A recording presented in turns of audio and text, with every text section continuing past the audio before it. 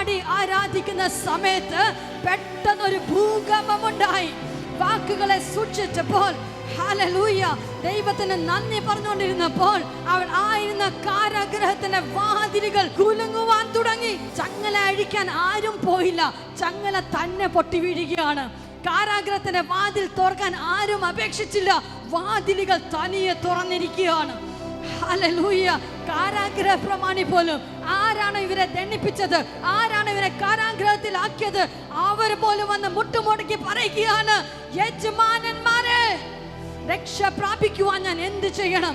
ഇതുപോലെ നിങ്ങളുടെ മുൻപിൽ വന്ന് ആരെല്ലാം നിങ്ങളെ ദ്രോഹിക്കുന്നുണ്ടോ, ആരെല്ലാം നിങ്ങളെ വേദനിപ്പിക്കുന്നുണ്ടോ, അതിന് മറുത്തു പറയാതെ ജീവൻ മാത്രം പറയുമെങ്കിൽ ആ വിഷയത്തിന്റെ നടുവിൽ കർത്താവ് നിങ്ങളെ യജമാനന്മാരെ എന്ന് വിളിപ്പിക്കുന്ന ചില സംഭവങ്ങൾ നിങ്ങളുടെ മുൻപിൽ കർത്താവ് കൊണ്ടുവരാൻ പോകുകയാണ്.